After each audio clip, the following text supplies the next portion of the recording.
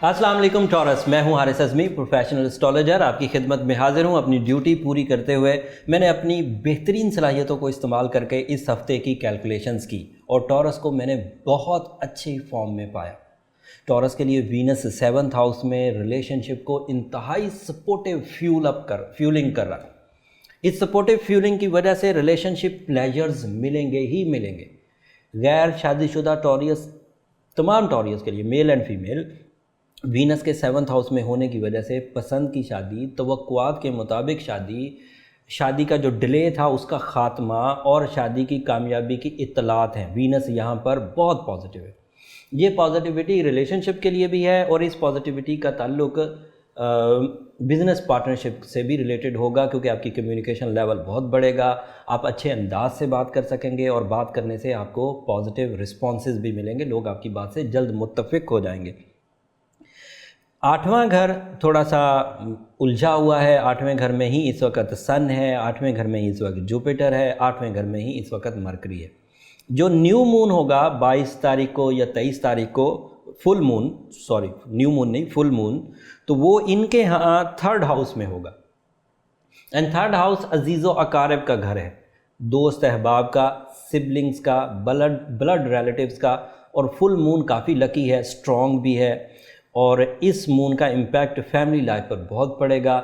दोस्त अहबाब से भी रिलेशंस अच्छे होंगे, बहन भाइयों से भी ताल्लुकात मुस्तहकम होंगे और एक दूसरे के लिए वो कुछ खैर और बरकत की वजह भी बनेंगे। फैमिली लाइफ मतलब आसूदगी के साथ चलती रहेगी।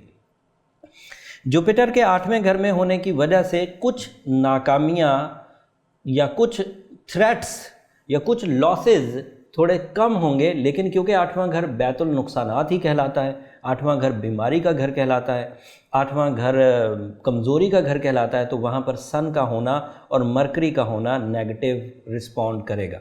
सन की नेगेटिविटी की वजह से फैसलों में कमज़ोरी आएगी, थोड़ी बुज़दिली घेरेगी, थोड़ा डिसीजंस लेते हुए आएँ बाएँ शाएँ करेंगे, कभी करने का सोचेंगे, कभी छोड़ने का सोचेंगे। तो ये टॉरस को पॉसिबिलिटीज़ है, लेकिन टॉरस इसको मैनेज करने के लिए नेचुरली बहुत ताकतवर माइंड एबिलिटीज़ रखते हैं, सलाहियतें बहुत ताकतवर हैं। लेकिन अगर कोई टॉरस मुसलसल सिक है और वो अपनी फितरत में कमज़ोरी महसूस कर रहा है तो सूरज उसको मज़ीद कमज़ोर कर देगा, क्योंकि वो खुद 8वें घर में है।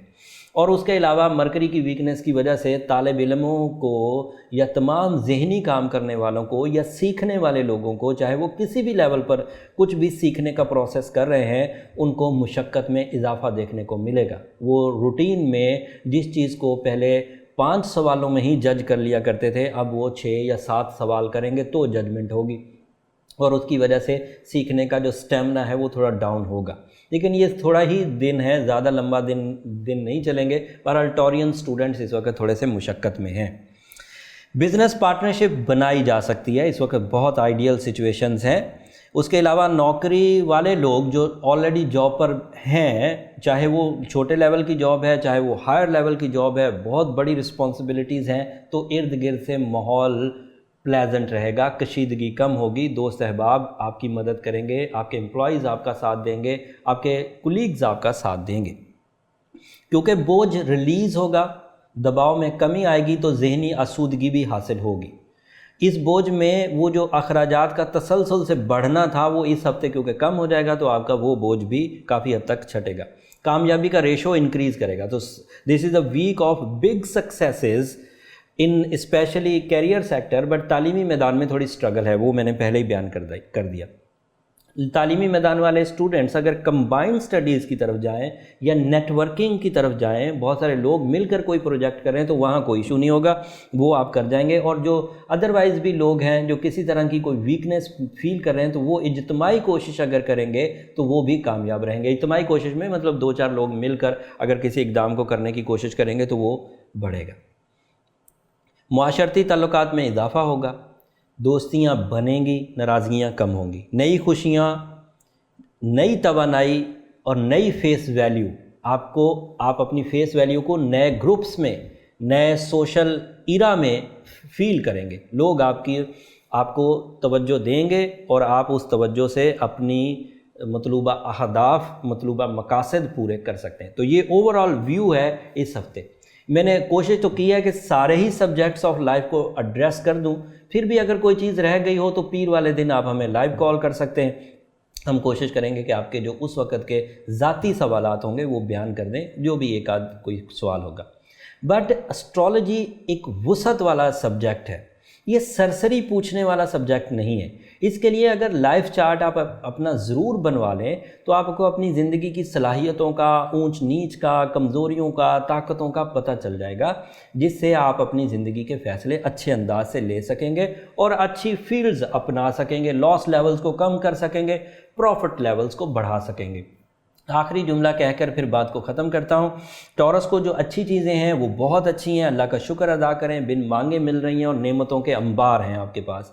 लेकिन जो एक थोड़ी सी साइड स्टूडेंट्स के लिए और जहनी काम करने वालों के लिए नेगेटिव चल रही है, मरकरी का वीक होना, उसको ओवरकम किया जा सकता है ज़मुर्रद पहन के।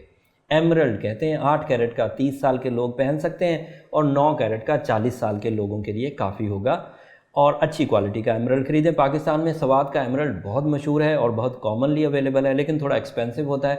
बहरहाल जो लोग अफोर्ड कर सकें वो ज़रूर पहने। साथ में रब्बे ज़िदनी इल्मा 111 दफ़ा फजर के वक़्त ही पढ़ लें तो वो जो जहनी कैफियत है वो दोबारा फ्लरिश करेंगी और तालीम के हसूल में या जहनी काम करने में कोई मुशक्क़त का सामना नहीं करना पड़ेगा।